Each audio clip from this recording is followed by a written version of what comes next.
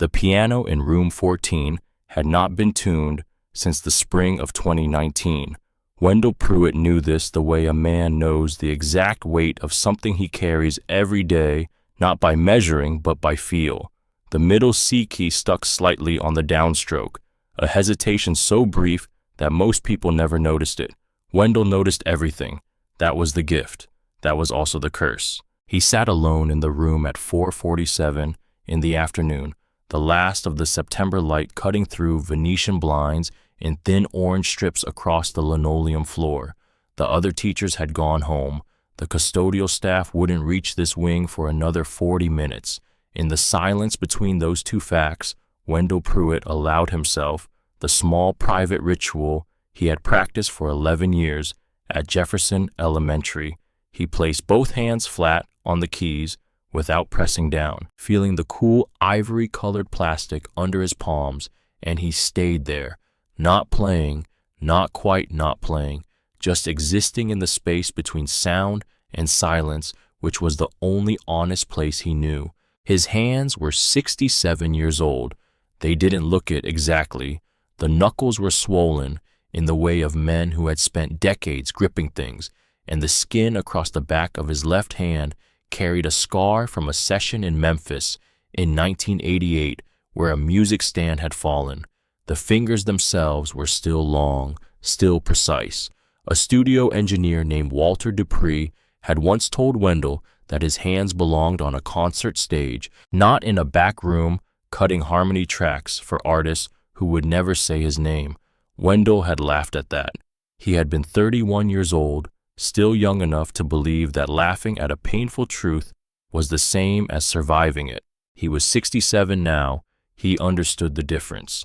From somewhere in the hallway outside room 14 came a sound that made him lift his head. It started low, so low that for a moment he thought it was the ventilation system cycling on. But ventilation systems did not bend notes. Ventilation systems did not know what to do with the space between a D flat and an E natural, did not understand that the tension living in that half-step gap was where all human longing resided. This sound understood.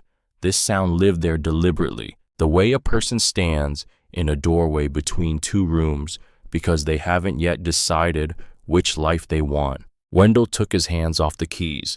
He stood. His left knee announced the movement with the familiar grinding protest he had learned to ignore, and he crossed to the door of room 14 in 6 steps and opened it without hesitation, because whatever was making that sound deserved to be heard properly, not through a wall.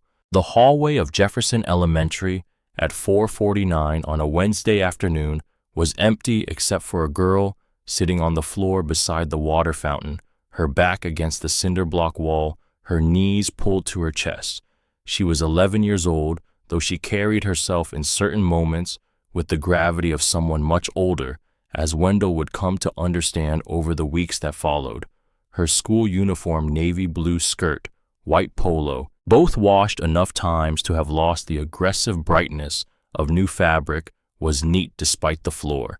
A backpack sat beside her, unzipped with 2 composition notebooks visible, and what appeared to be a brown paper bag folded down at the top, with the careful precision of someone who did not want its contents to spill. She was not performing. That was the first thing Wendell understood standing in the doorway. She was not singing for anyone. Her eyes were half closed, her chin slightly lifted, and the melody she was working through, he recognized it, after 3 bars, as a version of "His eye is on the sparrow," though she had wandered from the traditional melody into something entirely her own invention, a kind of conversation with the original, rather than a recitation of it, came from somewhere interior, somewhere that had nothing to do with audience or approval. She was singing because the sound needed to come out. It was that simple. It was that rare. He stood in the doorway for 1 minute and 40 seconds. He counted because his internal metronome was a thing that had never switched off, not in the decades of teaching, not in the studio work before that, not in any sleeping or waking hour of his life.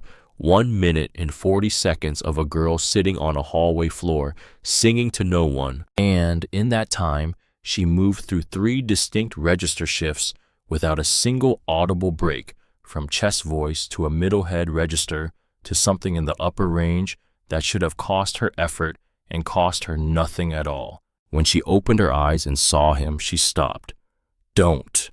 The word came out of Wendell before he had decided to say it. Finish the phrase. She looked at him for 2 full seconds with the evaluative patience of a child who had learned that adults saying unexpected things in hallways were not always safe. Then something in his face, or perhaps the fact that he was still standing in the doorway of the music room with both hands at his sides, making himself as unthreatening as a 67-year-old man in a cardigan could make himself satisfied whatever calculation she was running. She finished the phrase, 4 bars. The final note settled in the air of the hallway and stayed there the way certain sounds do, leaving a shape behind them. Wendell exhaled. "How long have you been singing?" "Since I was little." A pause. "Ms. Patterson says I'm loud." "Ms. Patterson teaches 2nd grade. What does she know about loud?" He stepped back from the doorway. "Come in here for a minute." Her name was Imani Caldwell. He learned this in the first 90 seconds, along with the fact that she was waiting for the 5:15 bus because her mother's shift at County General started at 6, and there was a gap of exactly 32 minutes between when the school day ended and when her neighbor, Mrs. DuPont, came home to watch her brothers, which meant Imani waited at school every day rather than go home to an empty apartment.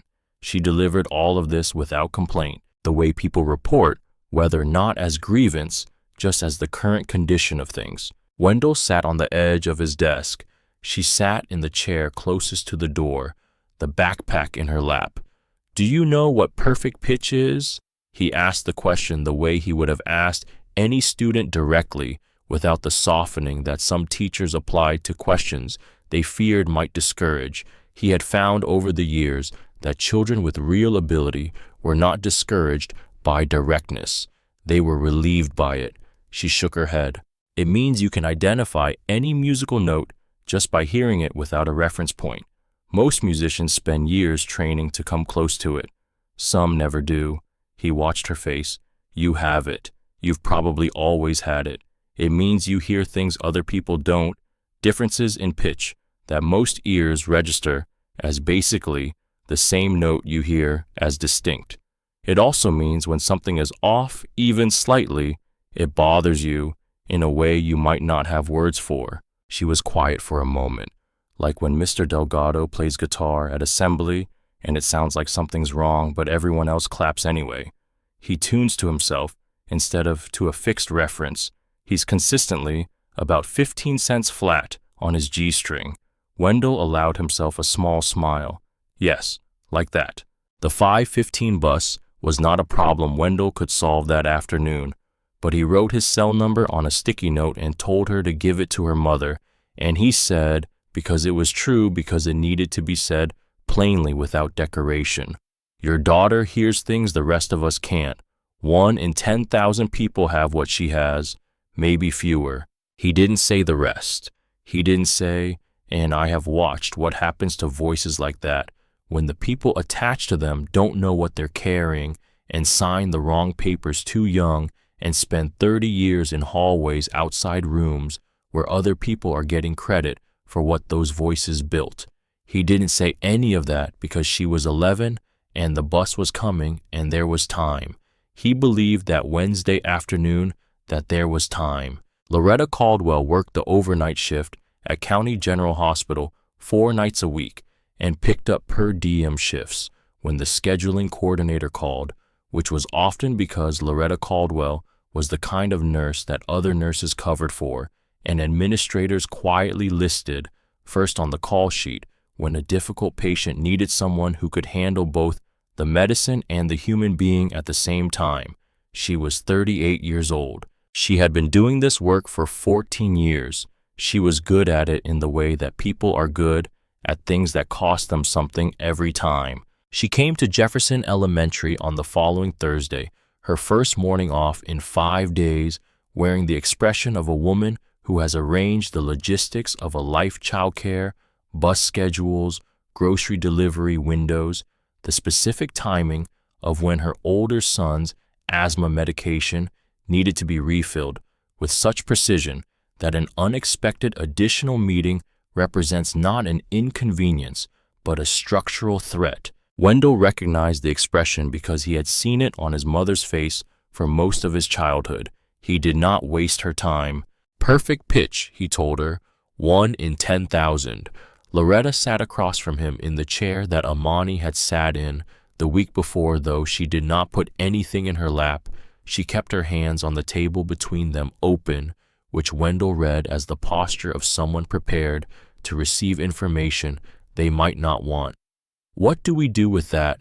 He had spent most of the previous week thinking about how to answer this question honestly.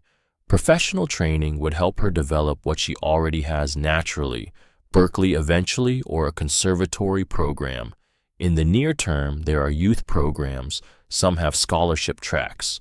Loretta's face did not change. In the near term, there's a gap between what professional training costs and what I make. I know, he held her gaze. I'm working on that. A pause that cost him something. I should have been working on it a long time ago for other students. I haven't. That's a failure I'm trying to correct. She looked at him for a moment, the look of a woman assessing whether a man's remorse is real or performative, and then she nodded once, the nod of someone filing information for later. She sings at New Hope Baptist every Sunday. She's been in the choir since she was 6. A small pause. She doesn't know she's special. She thinks everyone hears what she hears. Most people with perfect pitch don't know they have it until someone tells them. The brain normalizes its own experience. Don't let her know it too fast. Loretta picked up her bag. She's still a child. Whatever she has, she should still get to be a child first. Wendell thought about this long after she left. He thought about it while he played scales in room 14 with the door open so the sound could reach the hallway, a habit he had started the week before without quite deciding to.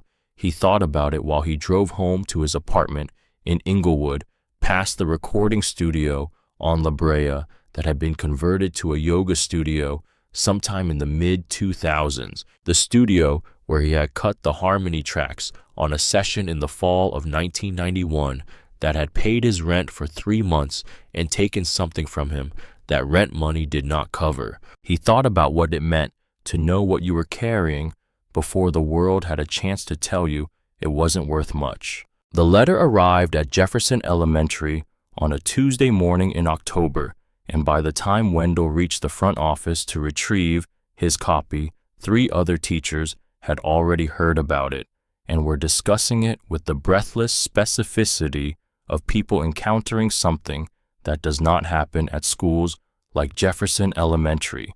20 students from the choir would perform as backing vocalists at the annual Denton Vale Charity Gala at the Orpheum Theater in downtown Los Angeles. Live television broadcast. Estimated online viewership 1.5 to 2 million. Denton Vale. Wendell stood in the front office holding the letter and experienced a stillness he associated with moments when the universe arranged itself into a shape that was too precise to be coincidence. Denton Vale had released his debut album in 2009. Wendell had bought it as he bought most significant R&B releases and had listened to it twice through on a Saturday morning, and on the second listen had stopped the track at the bridge of unbroken ground and stayed there, replaying the same 8 bars for 23 minutes. The voice on that bridge was not Denton Vale's voice. He had known this the way he knew when Middle C was 11 cents flat, not by argument, not by analysis, but by the immediate involuntary recognition of someone whose ear had spent 40 years inside the machinery of recorded music. The timbre was wrong. The placement was wrong. The breath support on the upper register notes indicated a different body, a different physical architecture of chest and throat. Vale's voice was good trained, polished, capable of genuine feeling in the lower and middle registers. But the voice on that bridge, the voice that hit the C6 and held it for 4.5 seconds, with what sounded like effortless reserve that was someone else's voice. He would have bet his pension on it. He had never said so to anyone, not because he was afraid, or not only because, but because he had no proof, only his ear, and he had learned that the ear of a 67-year-old black man who taught elementary school music in Compton was not a credential that moved industry mountains. He had filed the observation in the same drawer where he kept all the things he knew and could not use, and he had gone on with his life. Now he stood in the front office holding a letter that would put 20 children from his school in the same building as Denton Vale, and at the bottom of the letter, in the small print that listed production credits and event partners, was a line, "Additional vocal direction provided by Kay Bramwell." Keisha Bramwell. He knew that name. Everyone in the Atlanta session world knew that name, and the session world was small enough that its reputation traveled. Keisha Bramwell had one of the most extraordinary upper registers working in contemporary R&B, a whistle register that sat in a range that most trained singers approached with caution and most untrained singers could not find at all. She had done session work for a dozen major artists over the past 15 years. She was credited on almost none of it. Wendell folded the letter carefully, as if it were a document that required handling. He went back to room 14. He sat at the piano. He did not play. The Orpheum Theater, on the afternoon of November 14th, was everything that Jefferson Elementary was not, which is to say, it was a place designed to make certain people feel that they belonged and certain other people feel the precise calibration of their distance from belonging. The lobby ceiling rose 40 feet. The carpet was the deep red of something that had been expensive for a long time. The production staff wore earpieces and moved with the compressed efficiency of people for whom this kind of event was routine, which meant they moved through the choir students without much acknowledgement, directing them with abbreviated gestures toward a backstage holding area that smelled of sawdust and electrical equipment. Wendell kept the children together. He had been doing this long enough to know that 11 and 12-year-olds in unfamiliar grandeur either became very loud or very quiet, and that both states required shepherding. Amani Caldwell walked beside him in the white blouse her mother had bought. He had noticed the tag still attached when she'd worn it to rehearsal the week before, the tag removed. Now, the blouse pressed with an iron whose heat was slightly uneven, leaving a faint ghost crease across the left shoulder that only someone looking would see. He was looking. He noticed these things about all his students, the small evidence of effort made against limitation, because he believed the effort deserved to be seen, even when it could not be acknowledged directly. The holding area backstage was a long corridor with folding chairs arranged against one wall and a craft services table that the students were told was for production staff, a prohibition that Wendell quietly overrode by intercepting a production assistant and negotiating access to the fruit and granola bars with the calm authority of a man who understood that hungry children were a logistical problem that would eventually become everyone's problem. The production assistant agreed. The students ate. Sound check was scheduled for 3 o'clock.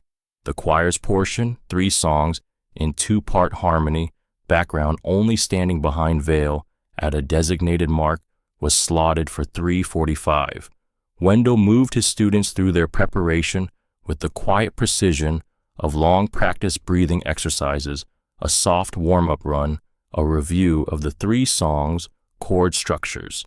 He watched Amani during the warm-up with the side of his attention, the way you watch something you don't want to disturb by observing too directly. Her voice in warm-up was different from her voice in performance, more provisional, more exploratory, as if she was checking the day's instrument the way a mechanic checks an engine methodically, without expectation, listening for what was true. At 3:22, while the choir was running through the second song, Amani leaned to him and said quietly that she needed to use the restroom. He nodded. He watched her go down the corridor in the direction of the production hallway, and he noted with the awareness of a teacher whose students had spent months in his care, that the direction she went was not toward the restrooms, but toward the stage entrance. He almost called her back.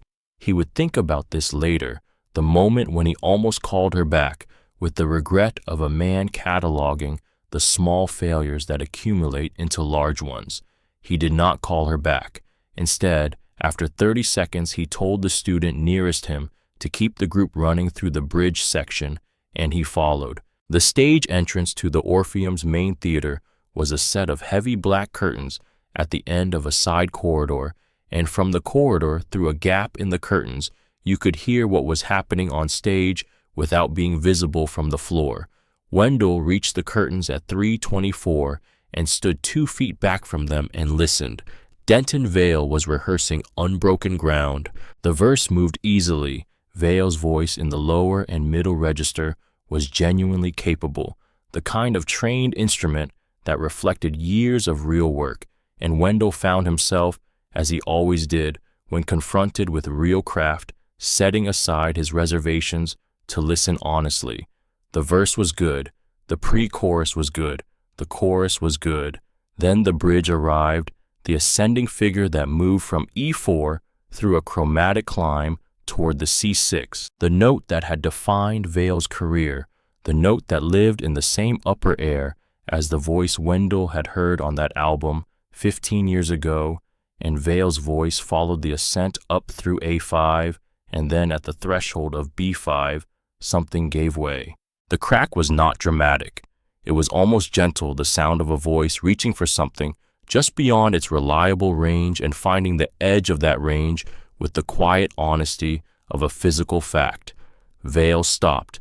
There was a silence of perhaps 4 seconds, Wendell counting involuntarily, and then Vale's voice, stripped of performance and carrying a quality of controlled frustration, bring up the ghost track, full blend on the bridge. From somewhere in the darkness of the technical booth above the house, a voice acknowledged. Then the track played again from the bridge entry. This time the note arrived not from Vale's body, Wendell could tell, but from the speakers, a sound sitting above the acoustic plane of the room, rather than inside it. The note was clean, sustained, effortless, in the way that things are effortless when they have been recorded in a controlled environment by someone whose upper register lived in that frequency the way a native speaker lives in a language. 1046 hertz, C6. He did not need to calculate it. He simply heard it and knew it the way he knew middle C by touch in the dark. Wendell stood at the curtain for another 30 seconds. He was aware of his own breathing, of the silence that follows a confirmation of something you have known for 15 years but never been able to prove. He was also aware with a cold clarity of the small figure he could just make out through the gap in the curtains, standing at the far edge of the wings, pressed against the wall, head slightly tilted, in the posture of someone whose ear is doing serious work. Amani had heard it too. He pulled back from the curtain before she could see him. He walked back down the corridor to the holding area where his students were running the bridge section with the concentrated repetition of children who understood that rehearsal was a form of respect for the performance. He sat down in the folding chair at the end of the row. He put his hands on his knees. He looked at the middle distance and felt the weight of a man who has arrived at a moment he has been in some sense approaching for 33 years. When Amani came back 3 minutes later and took her place in the warm-up circle, without comment, Wendell said nothing. He watched her face, composed, attentive, carrying some new piece of information behind her eyes with the careful privacy of someone who has not yet decided what to do with it, and he said nothing, because what was there to say? He had known for 15 years. He had done nothing. He was not in a position to counsel a child on the moral mathematics of speaking truth to power when his own account in that ledger was so deeply in the red. The choir's sound check went well. Vale arrived on stage while they were finishing their third song, acknowledged them with a nod and a professional smile, exchanged a few words with his stage manager, then retreated to his dressing room. Wendell watched Vale cross the stage, a tall man, well-built, early 40s, with the physical confidence of someone who had spent 15 years being looked at and had made peace with the surveillance. Nothing in Vale's manner suggested he had seen the girl at the curtain. Nothing suggested he was worried about anything at all. Wendell gathered his students and led them back to the holding area and ran 30 more minutes of preparation, methodical and calm, because that was what the children needed, and because methodical calm was the only thing he had left in the register he trusted. The gala began at 7. The choir performed their 3 numbers from the raised risers at stage left, and they were good, genuinely good, better than good. Wendell thought the kind of performance that comes from children who have been taught not just technique but why technique matters. Amani sang her part with the discipline of someone who had set something aside to focus on the work in front of her. He watched her the way he watched all of them, with professional attention, but he watched her slightly more. Vale performed for an hour and 15 minutes before Unbroken Ground, the crowd 500 people in evening dress, the live stream counter visible on a monitor in the wings showing a number that had climbed steadily toward 2 million, gave him the attention of an audience in the presence of someone they had already decided they admired. Vale was a skilled performer.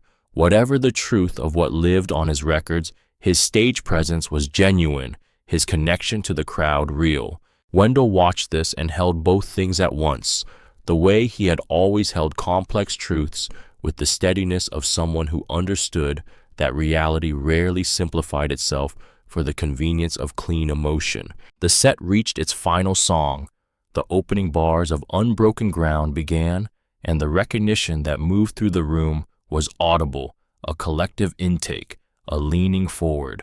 Vale stepped to the center of the stage. He was moving through the set when his eyes traveled across the risers as they had been moving across the room all night, in the natural scan of a performer tracking his audience, and stopped. Wendell saw it happen. He saw Vale's eyes locate Amani, saw the brief recalibration, not guilt exactly, not recognition exactly, but something in the range of both, a slight tightening around the eyes of a man who has just identified a variable he had not accounted for in his calculations.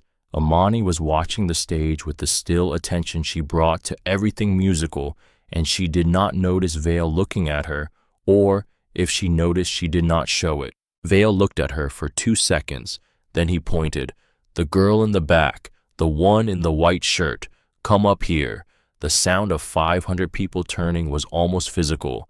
The live stream counter visible on the backstage monitor read 1,987,000. Wendell's chest did what chests do when the thing you have been quietly dreading arrives at full speed from the direction you were watching. He did not move from his position at the side of the risers.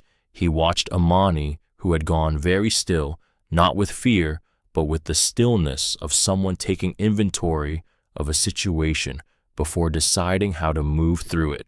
The students around her, looked at Vale, looked at each other with the fast social calculations of children trying to determine whether this was an honor or a threat. Amani stood.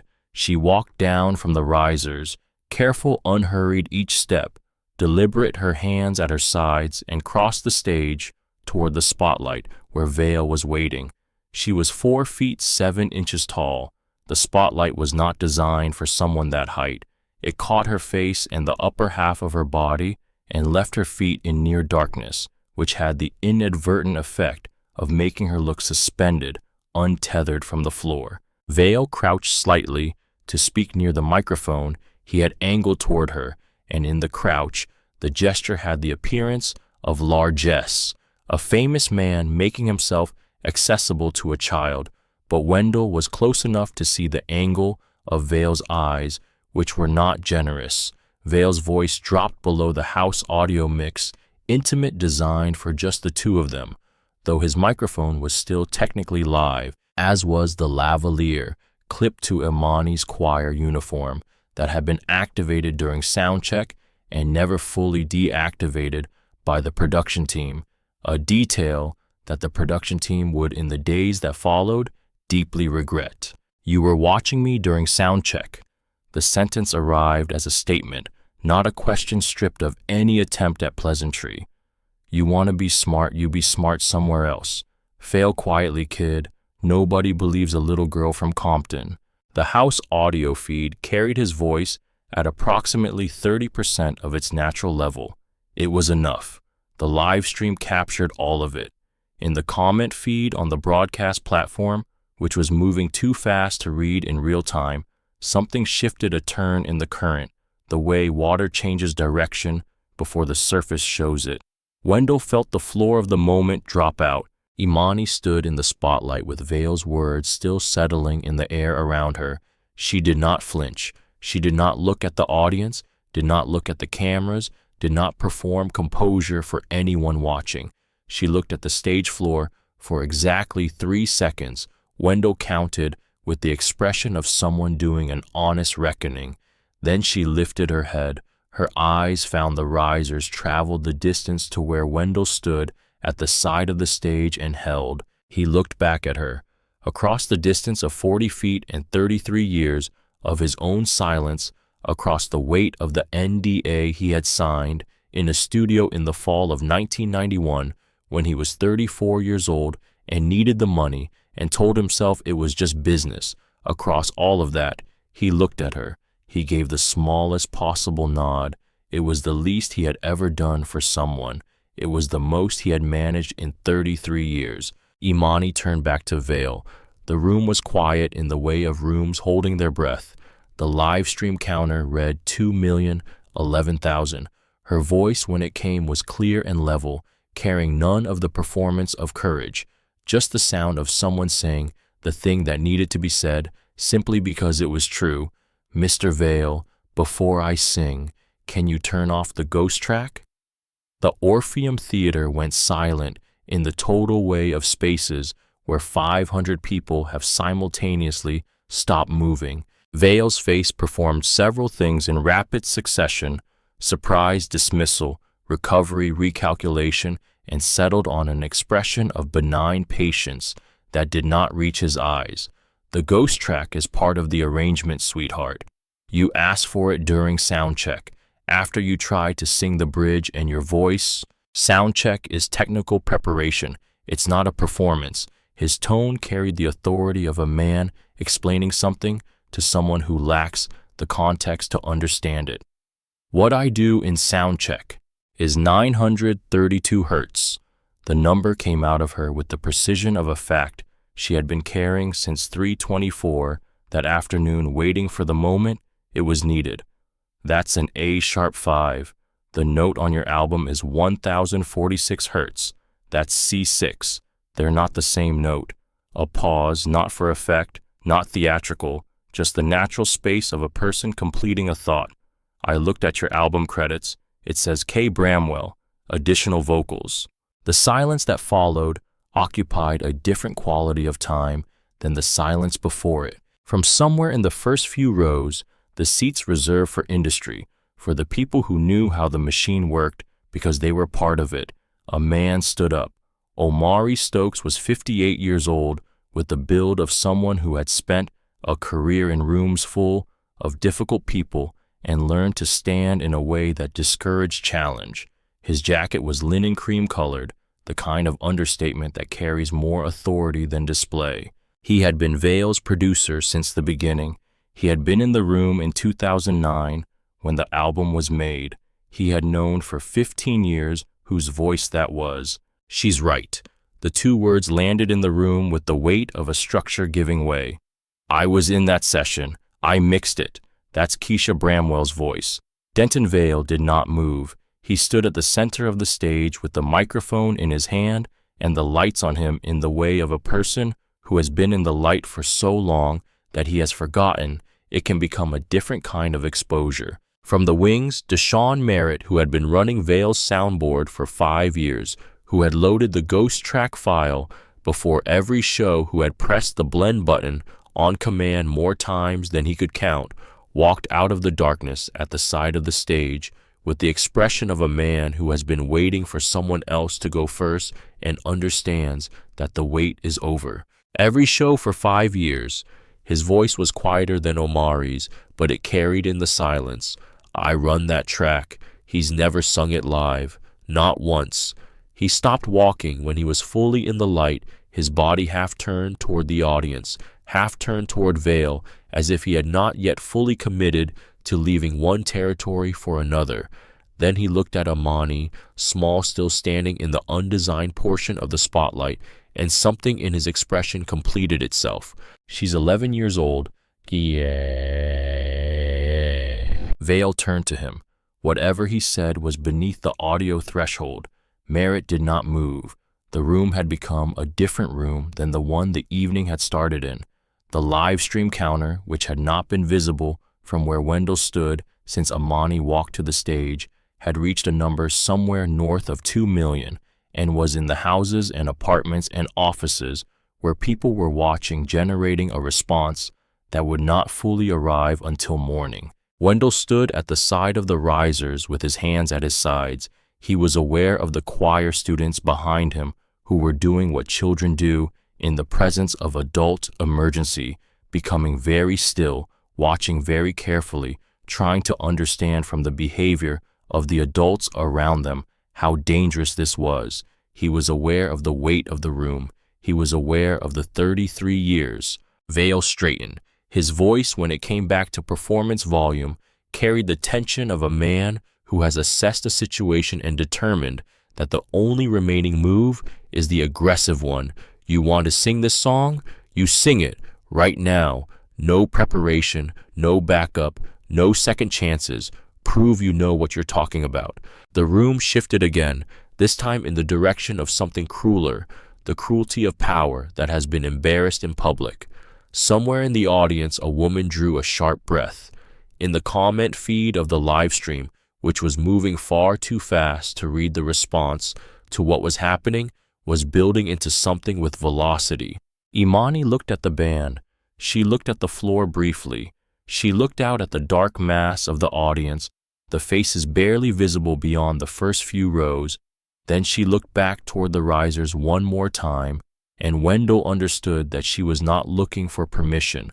She had already decided. She was looking for something else.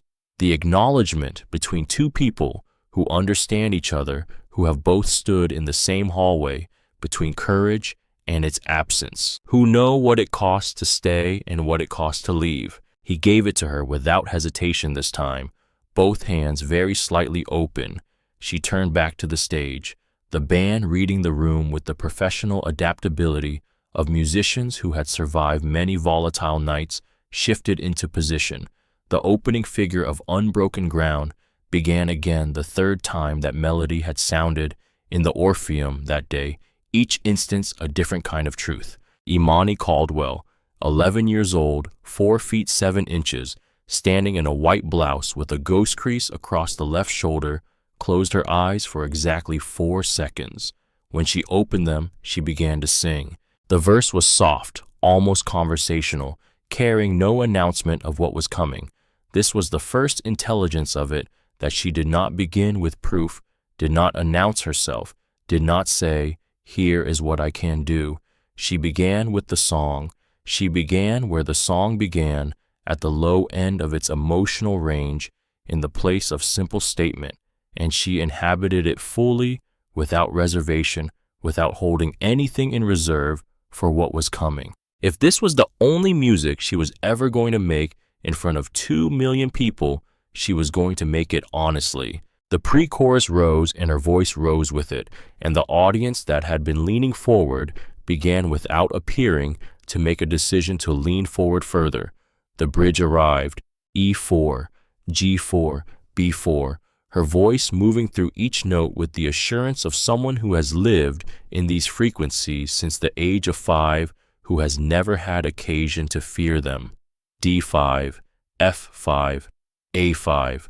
The room held its breath in the way of audiences who understand they are in the presence of something that will not come again, not like this, not under these circumstances, not with this weight behind it. The C6 came out clean, no crack, no strain, no ghost, just a note sustained in the upper register with the purity of something that belongs there, a sound with no apology in it, no performance of effort, no awareness of its own rarity. She held it for 4 seconds, which was what the song required, and then in the moment where the arrangement returned to the descent, she did not descend. She climbed D6, E6, into a register that the ghost track had never attempted, into air that belonged to almost no living voice, and she stayed there for 2 bars with the calm of someone standing on ground that has always been theirs. When she came back down, phrase by phrase, and sang the final word of the final chorus and let it resolve into silence, the Orpheum Theater was quiet for 1 full second. Then 500 people rose. Wendell Pruitt stood at the side of the risers with his hands open at his sides. His eyes were wet in the way of someone who has not cried in a long time and finds the experience slightly unfamiliar. Around him, the students from Jefferson Elementary were jumping, grabbing each other's arms, making the sounds of children who have witnessed something they don't yet have language for. The live stream counter, which he could now see on the monitor in the wings, had passed 2 million and was moving. On stage, Denton Vale stood with the microphone at his side, looking at a child who had just made irreversible what he had spent 15 years and 4 platinum albums and 2 Grammy Awards trying to prevent anyone from knowing. He leaned close to her one final time. His voice was very quiet, stripped of everything except the ugliness that lives in a person when they understand they have lost. You have no idea what you just started. You and your little school and your nobody teacher. I will make sure you never work in this industry. Do you understand me? Never. The lavalier was still live. 2,047,000 people heard every word. Imani looked up at him. Her face carried the calm of someone who has already paid the price they were afraid of, who has already stood on the edge and jumped, who is no longer in the territory where threats have purchase. I'm 11 years old, she said. I don't work in this industry. I just sing because I love it. A pause, the room listening. You can't take that away from me. Vale walked off the stage. The moment his foot cleared the lights, the Orpheum erupted a second time, and this eruption was different from the first, larger, longer, carrying in it something that went beyond the performance, something that recognized in the way that crowds recognize it when they witness it, that they had just watched a person choose who they were. Wendell stood where he was as the sound washed over him. He thought about a studio in 1991 and a piece of paper and a number on a check that he had told himself was enough. He thought about what it cost to know what you were carrying and say nothing about it for 33 years. He thought about an 11-year-old girl in a hallway with a brown paper bag and a voice that belonged to no one except her. He reached into the pocket of his cardigan and turned his phone over in his hand. He had a contact he hadn't called in 4 years, a woman named Deborah Ashfield, who had gone to law school after a decade in the music industry, because as she had told him at the time, she was tired of watching the same crimes committed against the same people with perfect legality. He found her number. His thumb hovered. On stage, the crowd was still standing. He pressed call. The internet does not sleep, does not grieve, does not pause to consider whether what it is doing is fair. By midnight, it had already made its decisions about Imani Caldwell. Wendell learned this at 6:14 in the morning when his phone buzzed with a text from a colleague at Jefferson Elementary. Don't come in through the front. There are vans. He was already dressed, already standing at his kitchen counter with coffee he hadn't touched, already carrying the vigilance of someone who went to bed knowing the morning would be worse than the night. He had not slept. He had spent the hours between midnight and 5 sitting at his kitchen table with his phone face down because he understood instinctively that watching the thing happen in real time would not change the thing. It would only make him feel the edges of his own helplessness with greater precision. He turned the phone over at 6:14. He read the text. He put on his coat. Loretta Caldwell had not slept either, though she had spent her sleepless hours differently. When Wendell arrived at the apartment on West 135th at 7:02, She was at the kitchen table with her laptop open, a legal pad beside it, covered in handwriting that grew smaller and more compressed toward the bottom of the page in the way of someone whose thoughts were outrunning the available space. The apartment was quiet in the way of places where children are still asleep, and the adult in the room has made a decision not to wake them until there is something better than fear to offer. Loretta looked up when he knocked. She had aged in the way that people age in a single night when the world decides to demonstrate what it is capable of. She let him in without a word, turned the laptop toward him, and let him read. The first post had gone up at 11:47 p.m., 12 minutes after Amani left the stage. A photograph of the exterior of their building taken from the street at an angle that deliberately included the broken security gate, the peeling paint on the second-floor railing, the overflowing recycling bins that the building management had not replaced since September. The caption read, "This is where Amani Caldwell lives while she accuses a Grammy-winning artist of fraud. Draw your own conclusions." The post had used a version of her name rushed into the template, an error that confirmed it had been prepared before the event slotted in hastily by someone working quickly. Wendell noted this the way he noted everything without comment filing it. The photograph had been taken at 3:19 a.m. The post timestamp was 11:47 p.m. The photograph was from the future of its own post, which meant the campaign had not begun at midnight. The photograph had been taken first, held in reserve waiting. He scrolled. The second post had appeared at 11:52 and included a cropped image of what appeared to be a hospital employee directory, Loretta's position and salary, visible the source, stripped from the metadata. The third was a year-old school photo of Amani taken from what appeared to be the Jefferson Elementary online newsletter, a public document technically, but the use of it here had a quality that went beyond public. It had the quality of a weapon being loaded. By the time he reached the 15th post, all appearing within the first hour after the gala ended, Wendell had seen enough to confirm what he had already suspected. These were not independent reactions. The accounts were new. The oldest among them had been created 8 days prior, which meant the infrastructure had been assembled in advance, which meant someone had anticipated the possibility of this evening going badly for Dentonvale and had prepared a response architecture before the evening happened. This was not anger. This was a contingency plan. Loretta watched him read. When he set the laptop down, she said with the controlled flatness of someone holding a very large thing very carefully, "They have her school photo, they have my salary, they know what shift I work." A pause that carried everything she was not saying. Someone paid for that information. From the back bedroom came the sound of small feet on the floor. One of the boys, the younger one, moving with the morning randomness of a child who does not yet know that the world outside has changed overnight. Loretta stood, moved to the bedroom door, spoke quietly through it, and the sound settled. She came back to the table. She sat.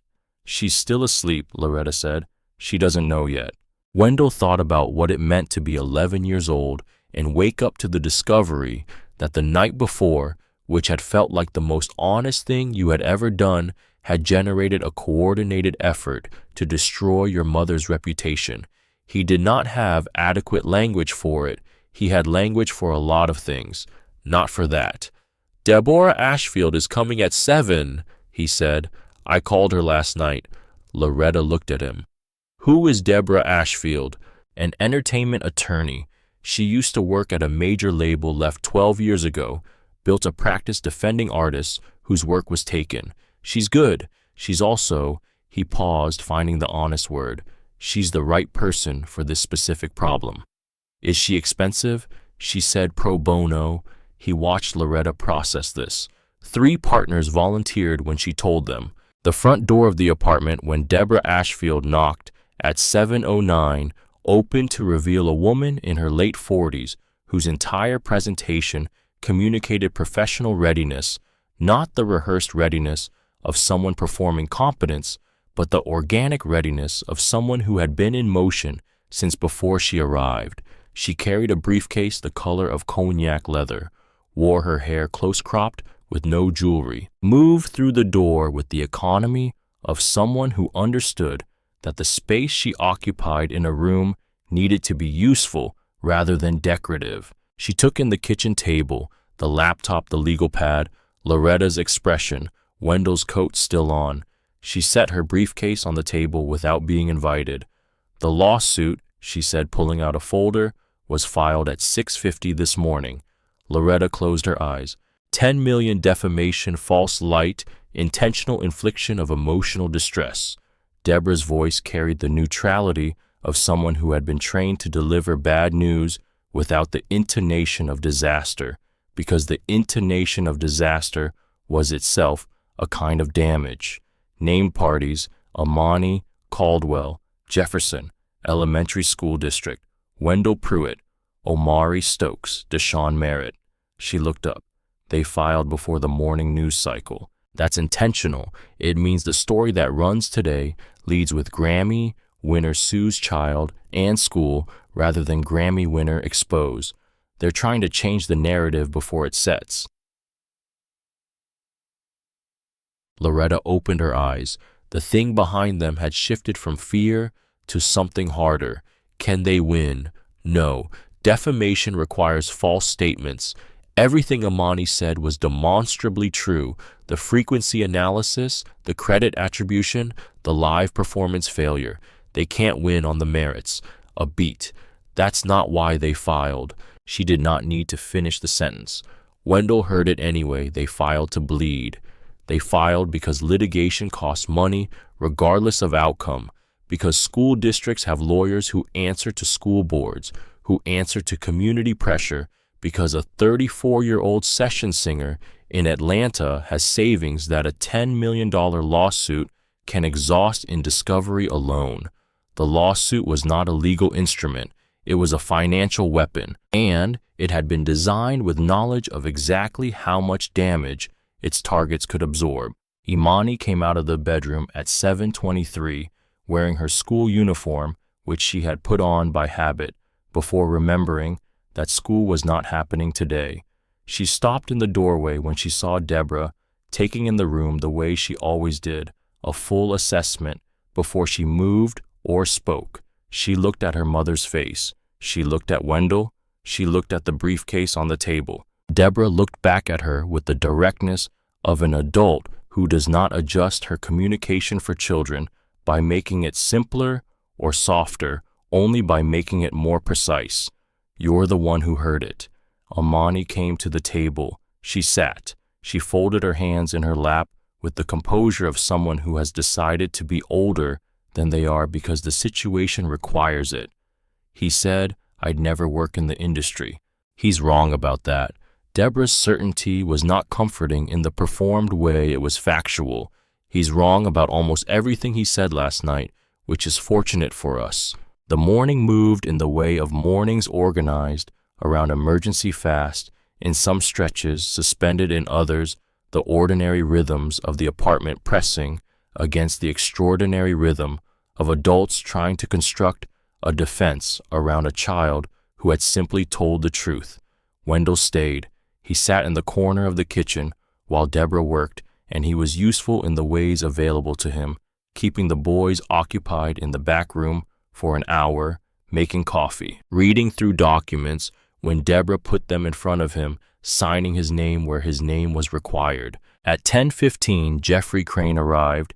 He knocked with the authority of someone who had knocked on many doors and found most of them open by the time his hand completed the motion.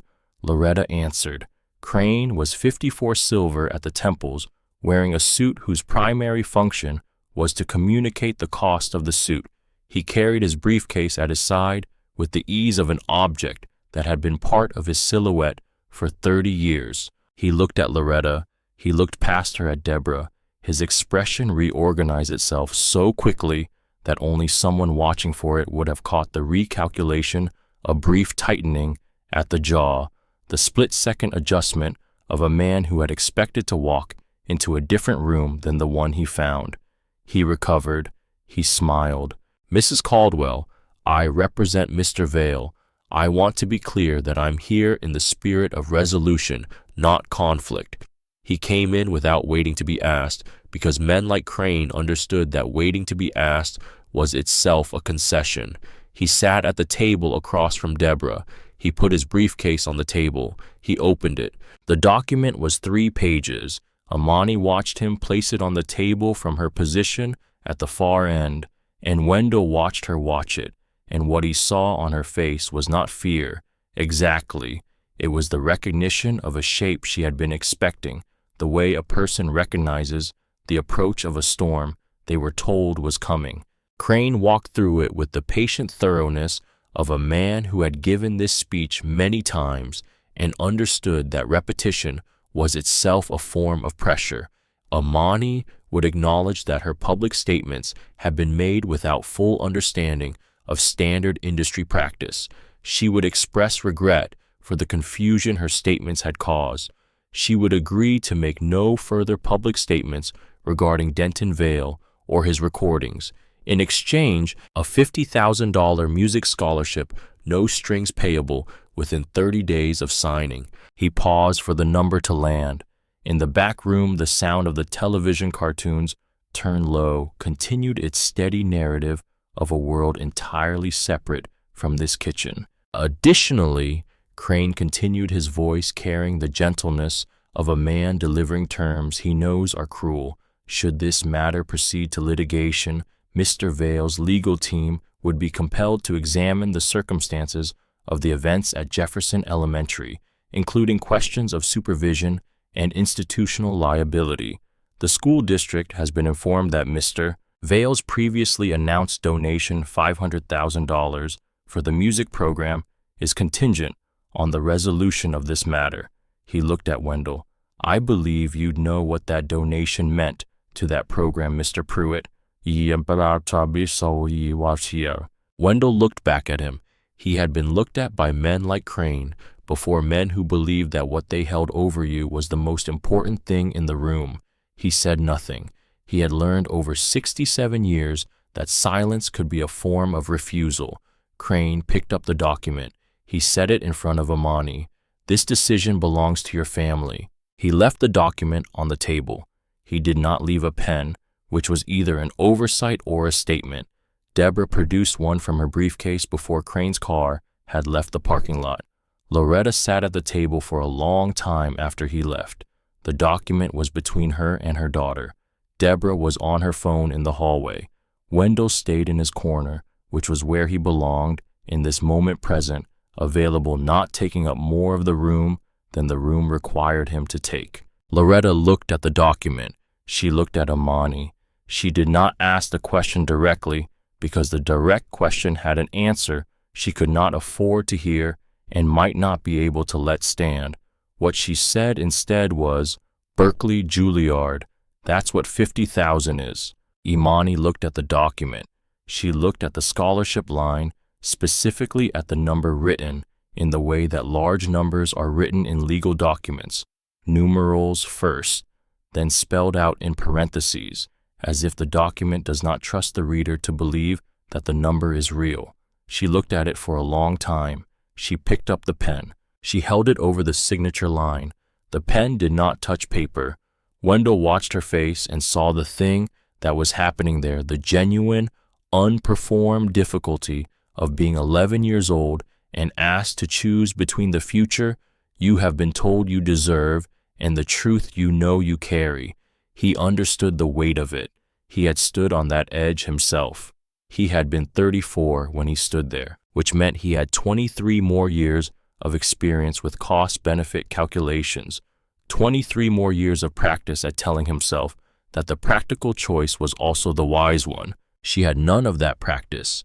She was just a child holding a pen over a line that asked her to say she had been wrong when she had been right. The pen came down. It came down on the table beside the document, not on the signature line, not on the paper at all.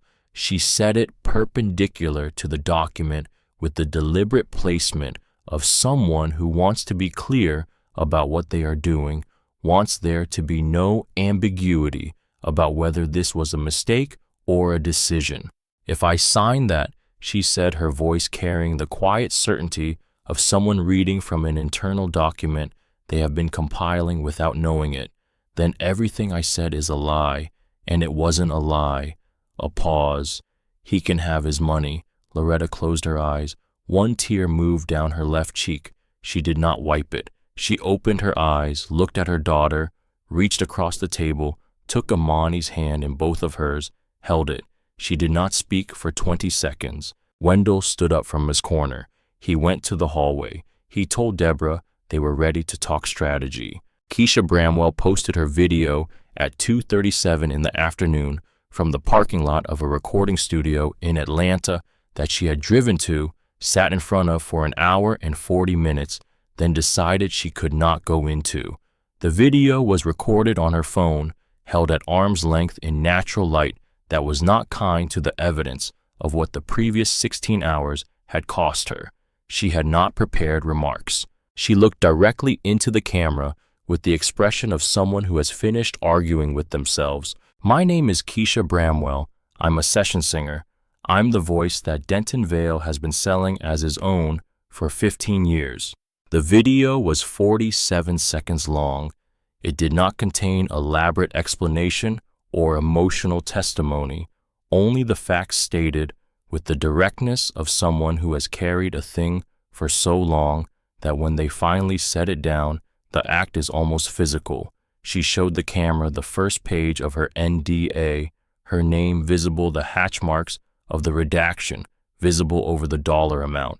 She said, "That little girl told the truth last night. I signed a paper to stay quiet." She didn't have a paper. She just had the truth. She ended the recording without ceremony. At 2:37, it had 47 views. At 3:15, it had 90,000. At 4 o'clock, it had crossed 500,000. By 4:36, other session singers had posted their own statements. Not all of them had NDAs. Not all of them had direct connection to Vale's catalog, but they had all, at various points in careers that stretched across the previous 2 decades, signed agreements that traded their names for cash, and watching Keisha Bramwell put her name on a parking lot video had apparently been the trigger that a certain kind of long-held silence required. Omari Stokes released a written statement at 5 o'clock through his attorney. It was 7 paragraphs. The third paragraph contained session recording logs from 2009 with dates, studio locations, personnel lists, and track assignments. Keisha Bramwell's name appeared on 14 separate entries. Vale's name appeared on the same entries as the credited artist. The gap between those two facts was in the log, a purely clerical matter. In the context of that Tuesday afternoon in November, it was the structure of a 15-year fraud made visible on paper. Wendell was at the apartment when Deborah brought the statement in from her phone. He read it standing at the kitchen counter. He noted the studio listed on the 2009 entries. He had worked in that studio himself in a different decade on a different project, and the recognition of the address carried the texture of things that turn out to have been connected all along threads from separate garments that were always woven on the same loom. Imani was at the kitchen table doing homework. This was her choice, not Loretta's instruction, not anyone's suggestion. She had, at some point in the middle of the afternoon, retrieved her backpack from the bedroom, opened it on the table, taken out her math textbook, and begun working through the assigned problems with the focus of someone who understands that the ordinary machinery of life must continue to turn or it stops turning altogether. Wendell watched this and felt something that did not have a clean name. Admiration was part of it, grief was part of it, and the guilt of a man who had not been 11 when the world came for him, who had been 34 and made a different choice. At 6:45, Jeffrey Crane called Deborah's cell. The conversation lasted 8 minutes. Wendell could hear only one side of it, but Deborah's face through those 8 minutes was a readable document, initial attention-sharpening focus. One moment of what appeared to be surprise, quickly managed back to neutrality. Then the long, flat expression of someone receiving information they are filing rather than reacting to. When she hung up, she came to the kitchen table. She sat across from Amani, who looked up from her homework. Mr. Vale's team is adding more parties to the lawsuit. Deborah's voice was the same in delivering this as it was in everything else, precise, undecorated, trusting the listener to be capable of the information. Wendell, Omari, Stokes, Keisha Bramwell, Deshaun Merritt, the school district, all named. The number 10 million occupied the kitchen for a moment. Amani looked at the math problem she had been working. She looked at Deborah. Do we still have a case? Deborah held her gaze. We have a better one than they do. This was the truth, but truth has never been sufficient protection against the cost of proving it, and the cost of proving it was a number that Loretta Caldwell ran every way she could on the legal pad and arrived at the same place each time. They did not have it. They did not have the reserve, the per diem shifts, the overtime, the domestic arithmetic of a single parent who had spent 14 years making the numbers work by refusing to let them not. None of it reached the floor of what fighting a $10 million lawsuit required. Loretta stood at the kitchen counter at 8 o'clock that evening after the boys were in bed, after Deborah had left with her briefcase and her strategy, after Wendell had gone home to prepare for the morning, and she looked at the legal pad. She looked at the numbers. She turned the legal pad face down. She went to her daughter's room. Amani was awake, lying on her side in the bed she shared with her younger brother, who was asleep facing the wall. The room was small enough that Loretta could sit on the edge of the bed without pulling a chair. She sat. She looked at her daughter's face in the dark. If you could take it back, Loretta said. The question was not rhetorical. It was the genuine question of a woman who loved her child above every principle she held, who needed to know that the child understood the weight of what the principle was costing. Any of it. The stage, the things you said, all of it. Imani was quiet for a long moment. The sound from outside the occasional car, the distant bass of someone's stereo, the ordinary nighttime vocabulary of Compton in November came through the window with the specificity of a place that does not stop being itself because something significant has happened inside one of its apartments. No, the word was simple, without decoration, without the performance of conviction, just the fact of it. It was true. You don't take back true things. Loretta looked at her daughter. Something moved through her face. Not peace, not exactly, but the resolution of a person who has received the answer they were hoping for, even though it makes everything harder. She put her hand on the side of Amani's face. She held it there for a moment. She stood. She went back to the kitchen. She picked up her phone. She called the hospital and confirmed her shift for the following morning because the rent existed regardless of everything else. The rent was a fact. The same way the truth was a fact, the rent would not wait. Wendell arrived home to his apartment in Inglewood at 9:30 to find that his phone had accumulated 47 missed calls, which was 46 more than he typically received in a week. He did not return them. He set his phone on the kitchen counter. He went to his bedroom closet, to the shelf above the hanging space, to the box that had lived in the back left corner of every closet he had occupied since 1991. He took down the box. He carried it to the kitchen table. Inside the box, beneath a water-damaged copy of a session schedule from 1988, beneath a photograph of a recording studio in Memphis where he had spent 3 of the best months of his professional life, beneath a birthday card from his mother postmarked 1993, was an envelope. He had not opened the envelope since 2003, when he had moved from his apartment in Limerick Park to Inglewood after the rent increase, when he had packed everything and held this envelope in his hands for 10 minutes before putting it back in the box and continuing to pack. He opened it now. The NDA was 4 pages standard industry boilerplate with specific riders signed in the fall of 1991 when Wendell Pruitt had been 34 years old and in need of the $2,400 the session had paid which was more than he had made in the previous 6 weeks combined. He had sung harmony on 3 tracks for an artist whose name he had agreed not to mention in any public context. The tracks had appeared on an album that sold well. His voice was on it. His name was not. He read through the document with the attention of someone reading a thing for the first time, even though he had read it before, because the document looked different now, different in the way things look when you have spent 33 years telling yourself one story about them, and then in the space of 2 days been handed a different story that fits all the same facts. He had signed it because he needed the money. He had needed the money because his mother was ill, because his car had broken down, because the music industry in 1991 had a set of arrangements regarding session musicians and what they deserved, arrangements that nobody had designed specifically for Wendell Pruitt, but that applied to him with the specificity of something custom-made. He had signed it. He had taken the money. He had told himself, this is just business. He sat with the document on the kitchen table for 45 minutes.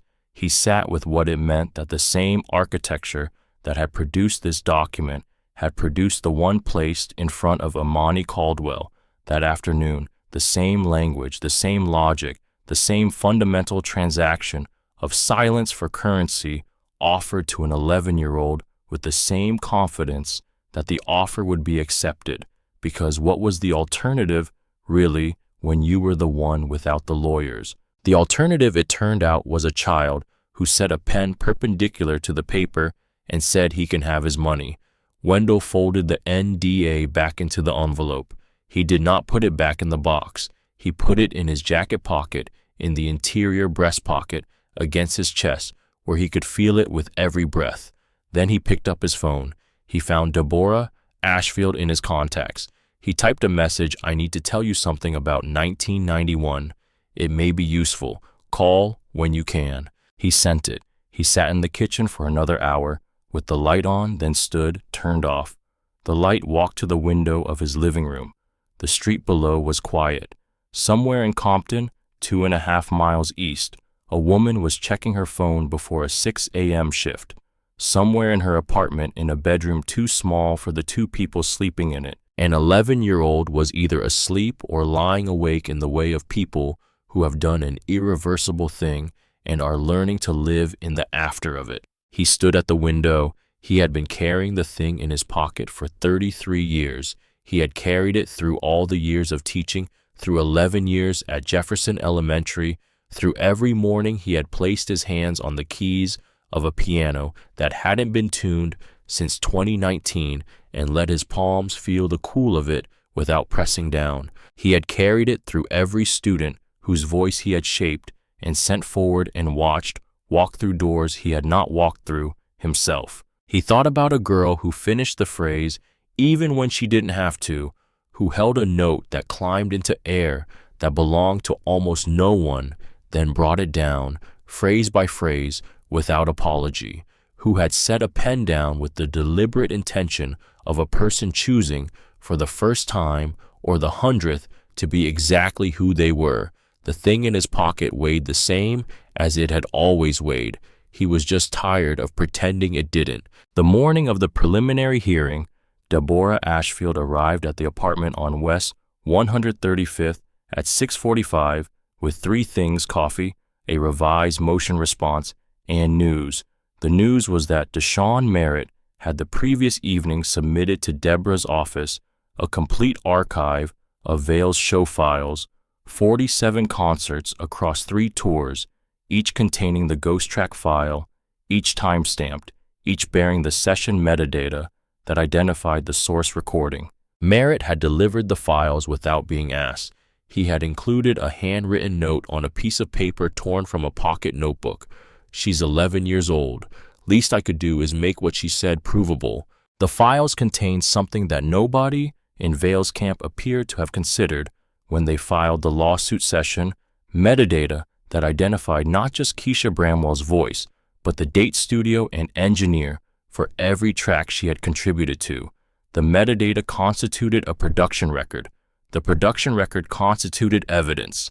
The evidence in the context of a defamation suit constituted the complete destruction of the defamation claim because you cannot successfully argue that a statement is false while simultaneously providing a paper trail that confirms the statement. Deborah explained this to Loretta at the kitchen table while Amani ate cereal and the boys got ready for school. She explained it with the same unfancy precision she brought to everything, and when she was finished, Loretta put down her coffee cup with the careful placement of someone who is managing their reaction. So we're going to court. We're going to court, Deborah confirmed. Judge Letitia Morrow, L.A. Superior. The hearing is on the preliminary injunction they want us silence while the case proceeds. We're going to court to make sure that doesn't happen. Amani looked up from her cereal. She did not ask if she would have to be there. She looked at Deborah's face and read the answer in it. What do I need to do? Deborah looked at her, the direct, assessing look she brought to all her clients, the look of someone determining whether the person across the table was capable of what the situation required. She appeared to reach her conclusion in approximately 3 seconds. Be exactly who you were on that stage, Deborah said. Nothing more, outside the vans that had been parked on West 135th since the previous morning had been joined by 2 additional vehicles. The number of people visible on the sidewalk had grown. Omari Stokes had released a second statement. The Recording Academy had issued a brief, carefully worded announcement that they were monitoring developments. 3 of Vail's 4 remaining major sponsors had issued statements of their own, each using slight variations of the phrase, reviewing our partnership, which was the corporate language of institutions that have not yet decided which way the wind is blowing, but are standing near an open window. Wendell arrived at 7:15. He had the envelope in his breast pocket. He had called Deborah the night before and told her what it contained, and she had listened without interruption, asked 3 questions with the precision of someone building a structure from the information, then said, "Bring it tomorrow." He brought it. He handed it to her in the hallway of the apartment outside the kitchen, where Loretta was getting the boys out the door. Deborah took the envelope open. It read the first page with the focused speed of someone whose eye moves across legal language, the way a musician's eye moves across a score. She looked up at him. This was 1991. Yes, the artist under contract was mine. He told her the name. She nodded once, and in the nod was the acknowledgement of information that has confirmed something already suspected. She put the document back in the envelope. She put it in her briefcase. It doesn't make Amani's case stronger legally, she said, but it makes it truer. A pause. Sometimes that matters in a courtroom. Judge Morrow has been on the bench for 20 years. She notices the difference. Wendell went into the kitchen. Amani was still at the table, the cereal bowl pushed to the side, her hands resting in front of her in the posture he had come to recognize as her thinking posture. She looked up when he came in. "Mr. Pruitt." A pause. Someone who has something to say but is deciding how to say it. "You knew before last night. You knew about the track." It was not an accusation. It was a question stated as a fact, which was the most honest way to ask a hard question without the softening of interrogative form, without giving the person being asked the option of answering a slightly different question than the one being posed. He sat across from her. He looked at his hands on the table. He thought about what honesty cost, specifically when the person you owed it to was 11 years old. He decided the cost was worth it. I suspected, for a long time. His voice in the kitchen was the quietest it had been anywhere in the story. I didn't have proof. I told myself that was why I said nothing. He looked up at her. That wasn't the only reason. She held his gaze with the stillness she brought to everything that mattered. What was the other reason? The honest answer required that he be specific, that he not hide behind the abstraction of fear or caution or pragmatism. He was 67 years old. He had learned over 67 years that abstractions were very comfortable places to live when you didn't want to be responsible for the specific thing you had actually done. I had signed a paper like the one they put in front of you today, years ago. Different situation, different artists. I signed it, took the money, said nothing. He kept his eyes on hers. When you know that about yourself, that you signed the paper, it becomes harder to be the person who tells the truth about someone else's paper. It feels like the wrong kind of hypocrisy, so you stay quiet. You tell yourself you have no standing. He stopped. He made himself finish the sentence honestly. You tell yourself that instead of telling the truth, because telling that story is easier to live with than the real one. Imani was quiet for a moment. Outside the kitchen window, the morning had the quality of light that comes on days when something significant is about to happen, not brighter or darker than ordinary days, just more present somehow, as if the light itself is paying attention. "You're here now," she said. 3 words. He had been given speeches in 67 years that used 600. He had been given comfort over the same period in forms that cost more and delivered less than what those 3 words delivered, sitting in a kitchen in Compton on the morning of a court date from an 11-year-old who had apparently decided that what he had failed to do for 33 years mattered less than what he was choosing to do now. He did not deserve that generosity. He accepted it anyway because she was offering it honestly, without transaction, the way she sang, not for the audience, but because the thing needed to come out. He nodded. He stood. He got his coat. The hearing was at 10 o'clock. LA Superior Court Department 23 smelled of old wood, fluorescent light, the institutional cleanliness of places where people come to have their lives decided. The gallery held 30 people at capacity.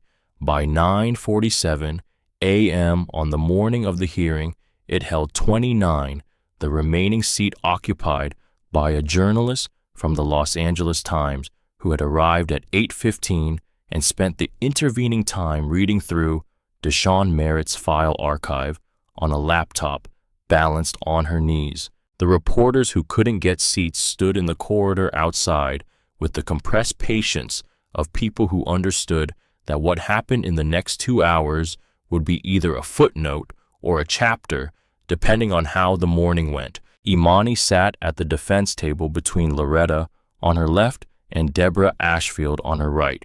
Her legs did not reach the floor. She had worn the white blouse again. Loretta had pressed it the night before with careful even strokes, eliminating the ghost crease from the week before, returning the fabric to something that looked, if not new, then deliberately chosen. Wendell sat in the gallery's first row directly behind them, his NDA envelope in his breast pocket, where it had been since Tuesday evening against his chest, where he could feel it with every breath. Jeffrey Crane occupied the plaintiff's table with 2 associates whose primary function appeared to be the management of documents, which they arranged with the habitual efficiency of people who had done this in many courtrooms for many clients. Denton Vale sat at the far end of the table in a navy blazer, his posture carrying the tension of someone performing composure rather than inhabiting it. He had not looked at Imani since entering. He looked at the table, at his phone, which had been silenced but not put away at the far wall above the gallery.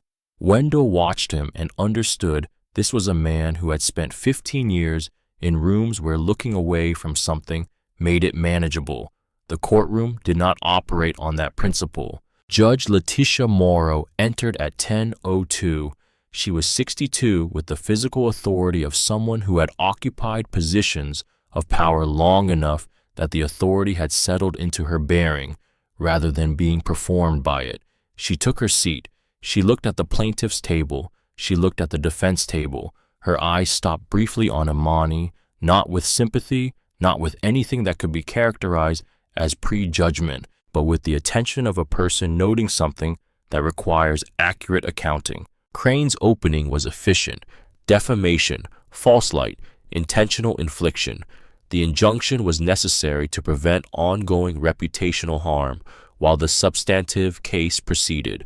He used the word context 14 times in 11 minutes, which was the linguistic strategy of someone whose argument required the facts to be understood as insufficient without a frame that only his client could provide. Judge Morrow let him finish. She let the last word settle.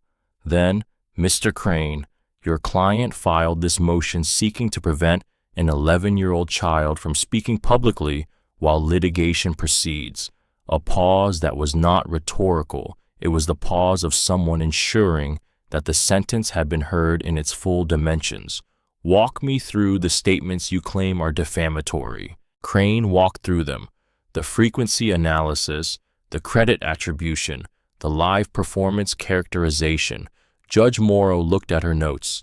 The frequency figures Miss Caldwell cited, are they accurate? Crane's hesitation was brief, managed, professional. The characterization of those figures as evidence of fraud rather than standard. The figures themselves, are they accurate? The two associates at the plaintiff's table looked at their documents. Crane looked at his. The figures are technically accurate in isolation, Your Honor, but without context. So the child told the truth about the numbers. Judge Morrow made a note. Ms. Ashfield, you have something for me. Deborah stood. She approached with a tablet, which she handed to the bailiff, who carried it to the bench. The footage was the unedited gala recording, Vale pulling Imani from the risers, the crouch, the whisper that the lavalier had captured at 30% of its natural amplitude, which was sufficient. The courtroom heard, Vale quietly kid. Nobody believes a little girl from Compton. The gallery did not move. The silence had a quality, not shock, because most of the people in the room had seen the clip in the previous 48 hours, but the weight of hearing a thing in a formal space that changes its legal character, that moves it from viral moment to evidentiary fact. Judge Morrow watched the footage. She watched it to its end. She set the tablet down. She looked at Crane with the expression of someone who has already formed a conclusion and is giving the opposing party the courtesy of a final opportunity to change it. Your client whispered a threat into a live microphone aimed at an 11-year-old child, she said. Then when that child responded truthfully to what she had heard, your client initiated a $10 million lawsuit against her, her school, her teacher, a producer, a sound engineer, a session musician, her mother's school district. She paused. Help me understand the theory under which that response is proportionate. Crane straightened. His voice carried the steadiness of a man who has been in difficult courtrooms before and understands that showing the strain is a concession. Your Honor, the response is proportionate to the damage. My client's career. Your client's career, Judge Morrow said, appears to have been constructed on a foundation that his own production records contradict. She looked at the tablet, then at Vale directly. He was looking at the table. Mr. Vale, I'm going to ask you something, and I want you to understand that the answer will be informative, regardless of what it is. She waited until he raised his eyes to hers. Can you sing that note right now, in this courtroom? The room held its breath in the way of rooms where something irreversible is about to happen. Vale's jaw moved. His eyes moved to Crane, who had no help to offer, whose posture was the posture of a man watching a structure come down and calculating the distance to the exit. Vale looked back at the judge. He opened his mouth. The silence that came out of it was not a choice, it was a physical fact, the report of a body that had reached the end of what pretending could accomplish. He closed his mouth. Judge Morrow looked at him for 3 full seconds. Then she picked up her gavel. The motion for preliminary injunction is denied. The plaintiff is sanctioned for bringing a motion designed to suppress truthful speech rather than address a legitimate legal claim. This court does not exist to silence children who tell the truth because that truth is inconvenient. She looked at Imani directly, with the directness of a woman speaking to someone she believes capable of receiving what she is saying. Miss Caldwell, the First Amendment protects your right to say true things. That protection does not diminish based on the age of the speaker or the income of the person the truth is about. The gavel came down. The gallery erupted in the way of people who have been holding something in for 48 hours, not a celebration, not quite, but a release of pressure that sounded like one. The two associates at the plaintiff's table began packing documents with the focused speed of people who needed to be somewhere else. Crane was already on his phone. Vale sat at the end of the table in the navy blazer, perfectly still, looking at nothing. Deborah was already pulling Loretta into a quiet conference. Wendell stayed in his seat in the gallery because the moment had a quality he was reluctant to interrupt, a quality of completion that he wanted to sit inside for a minute before the next thing began. He watched Amani, who had not moved from her chair at the defense table, who was sitting with her hands resting in her lap, looking at the place on the defense table where the gavel had not fallen, as if she was doing the arithmetic of the morning and checking it for accuracy. She looked up. She found him across the room. The expression on her face was not triumph. It was the expression of someone who has discovered that the thing they were afraid of was in fact survivable, which is different from being told it was survivable, is different from being reassured. The difference between being told you can stand the weight of something and discovering that you already have. He gave her nothing theatrical. He nodded once the way he had nodded from the risers 3 nights before. She turned back to the table. In the corridor, outside Department 23, with the reporters pressing forward, Deborah handled the questions with the efficient brevity of someone who understood that every public statement was also a legal document. Loretta stood beside her daughter with her hand on Amani's shoulder, not possessively, not protectively, in the way of someone trying to shield her, but in the way of someone who wants to make sure their child knows they are not standing alone. The question came from somewhere in the middle of the press cluster, directed at Imani. Were you scared? Amani thought about it honestly, which was the only way she thought about things. Yes. A pause. But being scared doesn't mean you're wrong. The quote made the evening news on 4 networks. By morning, it was on the front page of the Times, in the byline of the journalist who had arrived at 8:15 and read through file archives on her knees. It appeared in various forms on approximately 40,000 social media posts in the following 24 hours. None of that was why she said it. She said it because it was true, which was the only criterion she had ever applied. The corridor was clearing when Vale came out of Department 23. His associates had gone ahead. Crane was still inside. Vale walked with the gait of a man who has been in the public eye long enough that his walk is always a performance, always composed for the possibility of being watched, but the composition was incomplete this morning, the seams showing in the slight forward tilt of his shoulders, the way his eyes were moving without landing on anything. He came to a stop in the corridor when he saw Wendell.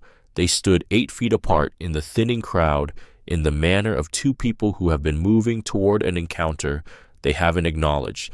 The reporters were focused on Deborah and Loretta and Amani at the far end of the corridor. Nobody was watching 2 men standing near the water fountain. Vale looked at him.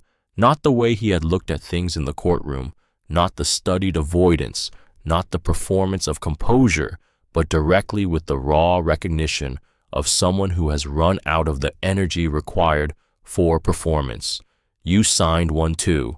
Not a question. The same sentence Wendell had used to himself on Tuesday night at the kitchen table, arriving from the opposite direction. Wendell looked back at him. 1991. He kept his voice at the level of a private conversation, which it was. Different situation, same paper. Vale absorbed this. His face moved through something that did not have a clean name, not relief, not guilt, not solidarity, but something in the region where all 3 overlapped without resolving into any one of them. How do you live with it? He said. Not a question either.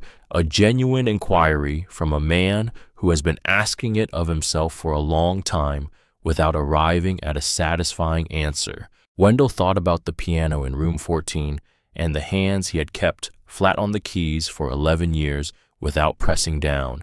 He thought about 33 years of knowing and saying nothing of filing observations in a drawer labeled practical wisdom that was actually labeled cowardice and had been since 1991. He thought about what it cost to say the honest thing to this specific man in this specific corridor. I didn't, he said. I spent 33 years not living with it. I called it living with it, but I was just living near it. He held Vale's gaze with the steadiness that had cost him something to develop.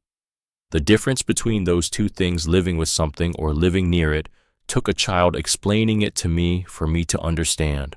Vale looked at the middle distance. His jaw worked. Something moved through his face that had the quality of a man releasing a grip he has held so long he'd forgotten it was a choice to hold it. I got into this because I needed the money.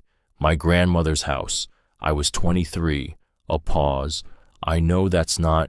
He stopped, started again. I know that doesn't change what it is. No, Wendell said. It doesn't change what it is. The corridor was nearly empty now. From the far end, Amani's voice was audible. She was answering another question from the remaining reporters, her voice carrying the same quality it always carried, that combination of precision and calm that sounded like composure, but was actually something older than composure, something more fundamental. Vale listened, his eyes closed briefly. When he opened them, he looked at Wendell with the expression of a man asking something he has no right to ask, but needs to ask anyway.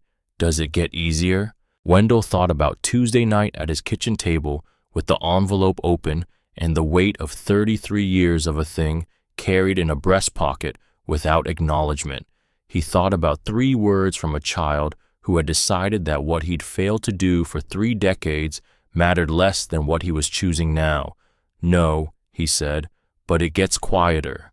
Vale nodded once, not with relief, but with the acknowledgement of someone receiving accurate information they had been hoping to disprove. He looked toward the end of the corridor, where Amani was standing with her mother. He looked for a long moment. Then he walked toward the exit, not toward them, and did not look back. Wendell watched him go. He put his hand to his breast pocket, felt the envelope there, and left it where it was. The 60 Minutes episode aired on a Sunday.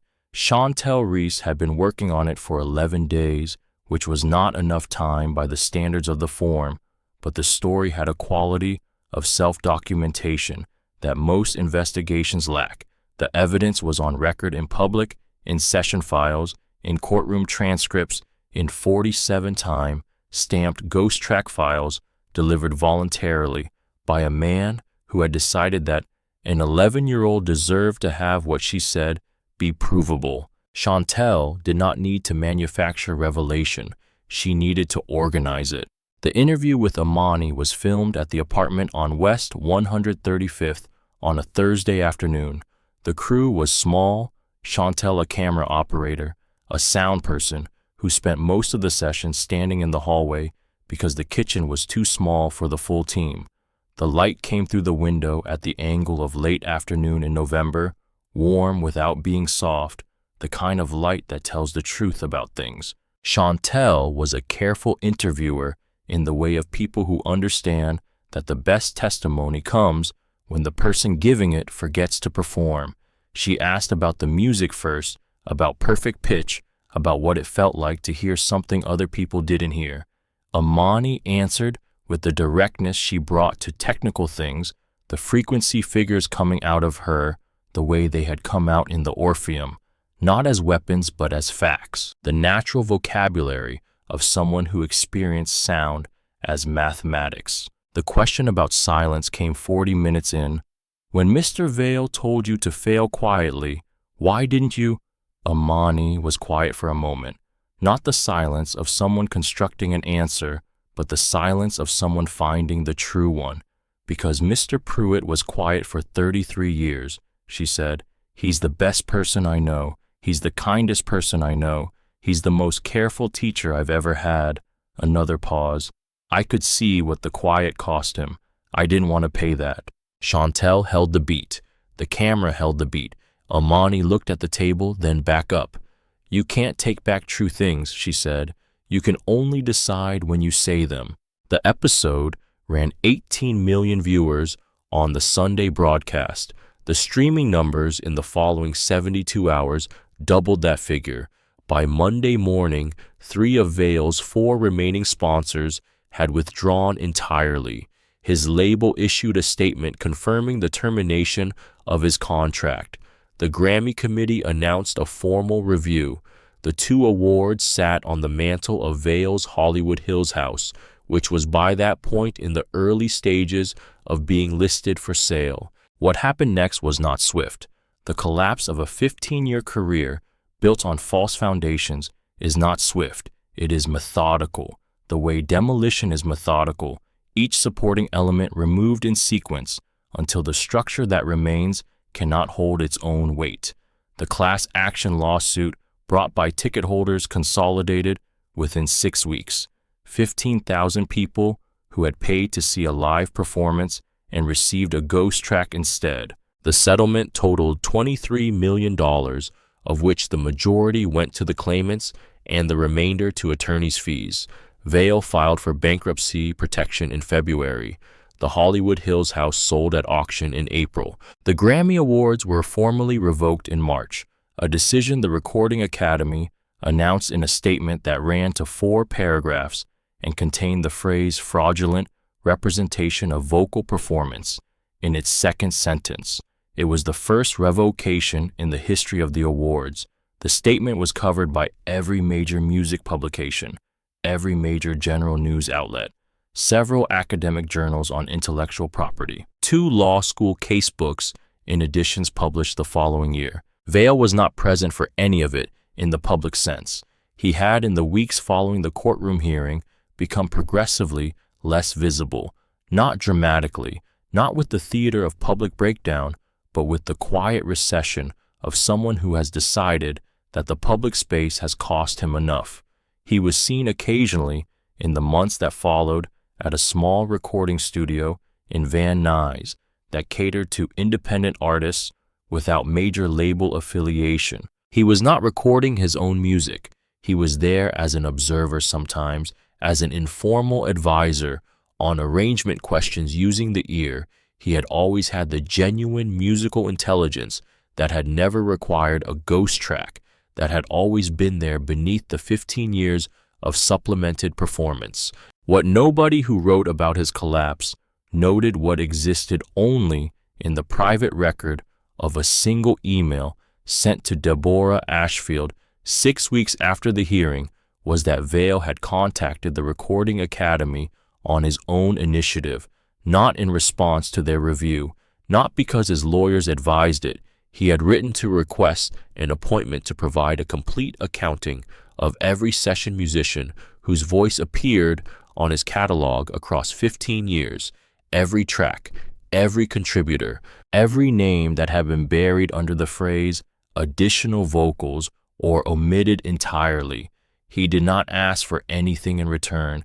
He did not request reduced penalties or favorable consideration. The email to Deborah was 4 sentences. He was doing it. He wanted her to know. He wanted her to tell Wendell Pruitt. The final sentence read, "Tell him I finally figured out the difference." Deborah forwarded the email to Wendell without comment. He read it standing at his kitchen counter. He read it twice. He put his phone down. He stood at the window for a long time, and what he felt was not forgiveness exactly, and not vindication exactly, but something in the register of completion, the sense of a chord that has been suspended for a very long time, finally resolving into its home key. 9 months after the hearing, Deborah Ashfield sat across from Amani and Loretta at the same kitchen table that had held Jeffrey Crane's briefcase, the unsigned document, the coffee cups of 4 difficult mornings. The table looked the same. The apartment looked the same. The difference was in the quality of the air in the room. Something had been metabolized, some acute distress, converted over months of depositions, statements, press inquiries, school days resumed, choir rehearsals resumed. The ordinary Tuesday, Wednesday, Thursday machinery of an 11-year-old life that had not stopped turning because of anything that had happened at the Orpheum. Deborah laid out the terms of the independent label a agreement in plain language the way she laid out everything. Imani had received 5 offers from major labels in the 3 months following the 60 Minutes episode. Loretta had declined all 5 for the same reason each time Imani was 11. The process of becoming whatever she was going to become should happen in time, not in the compressed acceleration of a record deal that required product by a deadline. The independent label, Black-owned, founded in 2017, operating out of a building in Culver City, had offered something different.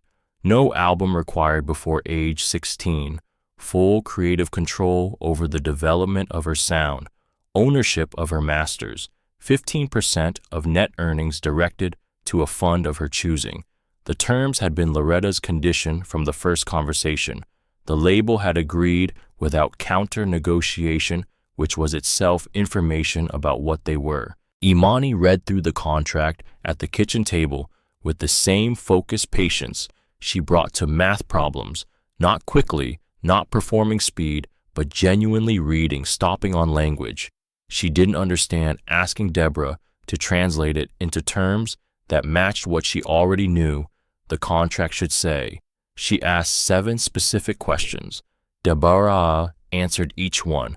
Imani nodded at each answer with the nod of someone checking a box they already suspected was checkable. She signed on the 14th page. She used the same pen she had held over Jeffrey Crane's document 9 months before and set down perpendicular to the paper. The difference between those 2 moments was the difference between a signature that cost you something and a signature that claimed something. She signed with the assurance of someone who knew which kind this was.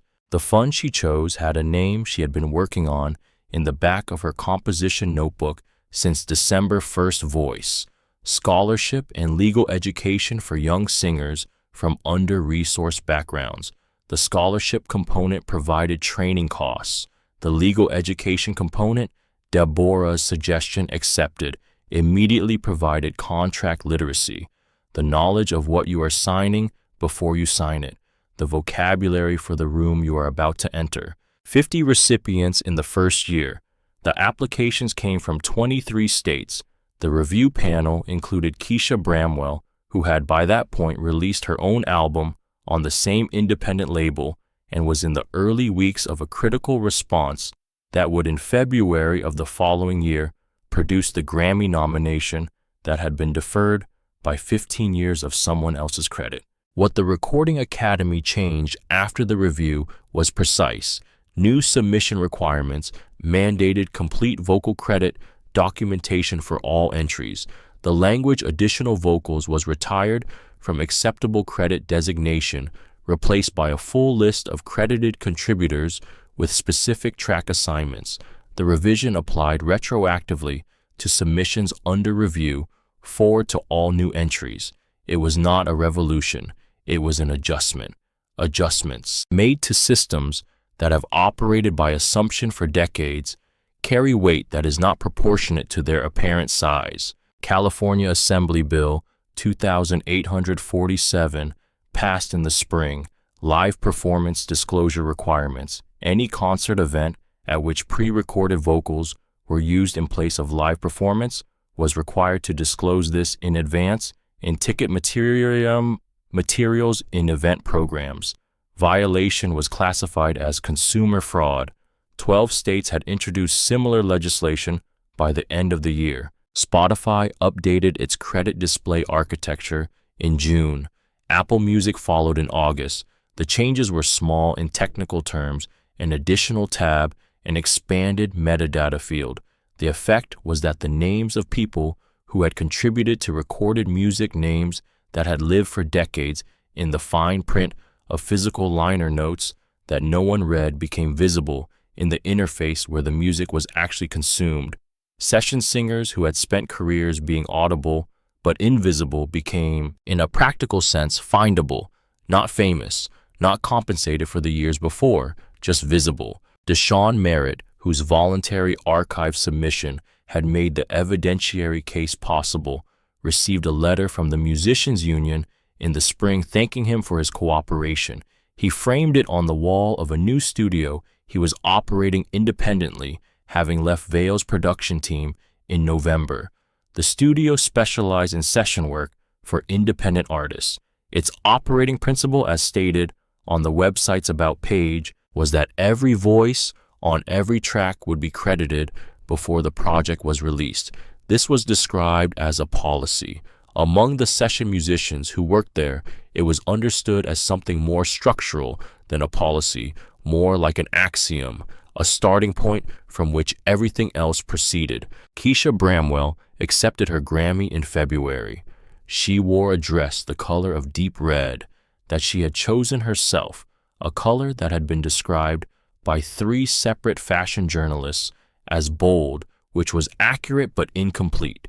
She stood at the podium with the physical ease of someone who has spent 34 years being excellent at a thing and has recently been permitted to do it under her own name. She thanked by name every session musician she had worked alongside in 15 years of uncredited work. The list took 40 seconds. The producers of the broadcast had not been advised of the list's length. They let her finish. She thanked Imani last. This award belongs to every voice that was never credited, starting with hers. She turned toward the audience, toward the seat in the 6th row, where a 12-year-old in a dress her mother had found at a consignment shop in Culver City, emerald green, slightly too long hemmed, the night before with iron-on tape by Loretta, who had the skills of someone who has been making things work her entire life, was sitting between Loretta on her left and Wendell Pruitt on her right. Imani did not stand. She did not perform the moment. She sat with her hands in her lap in the thinking posture, looking at Keisha on the stage, receiving the acknowledgement with the quality she brought to all direct attention, steadily, without deflection, without amplification, with the willingness to be seen that is rarer than talent. Wendell was watching her, not the stage. He had been watching her all evening with the attention of a teacher who is nearing the end of what he has to teach, who is beginning to understand that the student has moved into territory where the teacher's knowledge runs out. He was not sad about this. It was the only outcome worth working toward. He put his hand on the armrest between them. He did not touch her. He just put his hand there, close in the available space between 2 seats in a theater full of people who were witnessing the end of one era of the music industry and the uncertain beginning of whatever followed. She looked at his hand. She looked up at him. The expression on her face was the expression he had seen in a hallway more than a year ago, when a child decided to finish a phrase, even though no one was asking her, to the expression of someone who has found through a series of events they did not plan that they are exactly who they intended to be. The single had released in March. Imani had written most of it in December, in the back bedroom, with her composition notebook and the melodies she'd been carrying since the summer, working late after her brothers were asleep. Keisha had come in for 2 sessions in January to collaborate on the bridge, the ascending figure that the song required, built in the same register as Unbroken Ground, but going somewhere different, going somewhere that was entirely its own destination. The recording session was the first time Imani had been in a professional studio. She walked through it with the same inventory she brought to all new spaces, noting the technical equipment with genuine interest, the acoustic panels with recognition, the microphone setup with the attention of someone about to use it for something that matters. The engineer, Young Black, trained at a program the First Voice Fund would later support, watched her and made a note in his session log that he would later describe in an interview as she was already at home. The bridge was the last thing they recorded. Keisha sat in the control room. Imani stood at the microphone. They ran it 4 times. The 4th take was the one not because the previous 3 were insufficient, but because the 4th had something in it that the other 3 were approaching without reaching a quality of completeness of a thing that has arrived at exactly where it needed to be. When the recording light went off, Keisha pressed the intercom. That's it. That's the one. Her voice in the speaker carried the quality of someone who knows what a completed thing sounds like, because they have been making them without credit for 15 years. My own ground went gold in 6 weeks. The video was filmed in 3 locations: the New Hope Baptist Church, the hallway outside room 14 at Jefferson Elementary, the apartment on West 135th. No effects, no production design beyond natural light. At the end of the video, 12 scholarship recipients from the First Voice Fund's first cohort joined Imani. Every background, every state, every voice type, each one credited by full name in the closing frame. The credits rolled for 40 seconds. Nobody cut them. Jefferson Elementary School's music program, by the following September, was the best funded in the district. $800,000 from the GoFundMe that parents had started in November, supplemented by donations from musicians, producers, music educators, ordinary people who had watched the 60 Minutes episode and understood that what Imani had done was not separate from where she had been made. 2 new teachers, new instruments across all grade levels, a scholarship program named after Wendell Pruitt that he declined to have named after him, and that was named after him anyway, because Loretta Caldwell had been on the naming committee, which was not a committee that operated democratically. Wendell was still in room 14. He had been offered a position at a conservatory program in Pasadena in the spring, a genuine offer with a salary that reflected actual professional experience, and he had considered it for 3 days with the seriousness it deserved. He had declined. His students were at Jefferson Elementary. He was at Jefferson Elementary. The middle C key on the piano had been tuned in. January, the repair was overdue. The hesitation on the downstroke finally resolved, the key landing cleanly now, with the precision of something restored to what it had always been capable of being. He played in the mornings now before the school day began, with the door open so the sound could reach the hallway.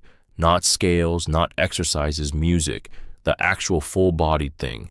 The music he had been keeping at arm's length for 33 years by keeping his hands flat on the keys without pressing down. His left knee still announced every major movement with its familiar complaint. His hands still knew every note they had ever learned.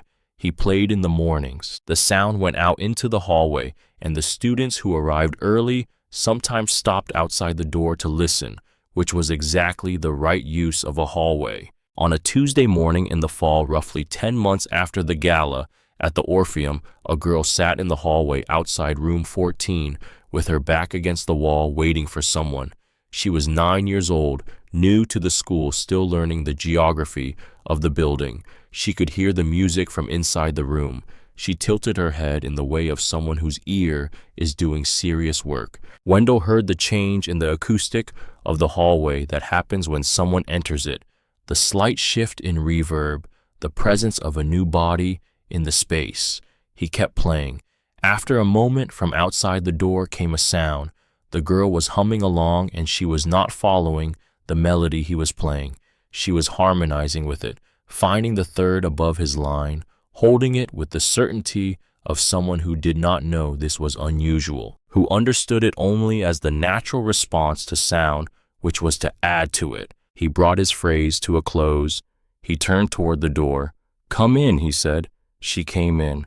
She stood in the doorway with the posture of someone assessing a new room, 3 full seconds of inventory. She looked at the piano. She looked at him. She looked at the chair closest to the door. "What's your name?" He asked the question simply, directly, without the adjustments adults sometimes made for children, without the softening of the voice or the artificial brightness of someone performing welcome. He had learned from a girl in a hallway 10 months ago that directness was itself a form of respect. "Layla," she said. He nodded. "Do you know what perfect pitch is?" She shook her head.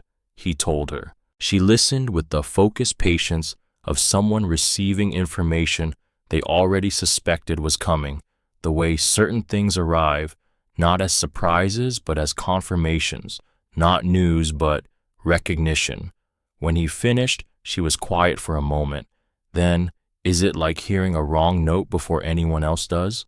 He looked at his hands on the keys. He thought about 33 years. He thought about a girl who finished phrases, who set a pen down perpendicular to paper, who sang a note into air that belonged to almost no one. He thought about what it meant to be the person who told you what you were carrying before the world had a chance to tell you it wasn't worth much.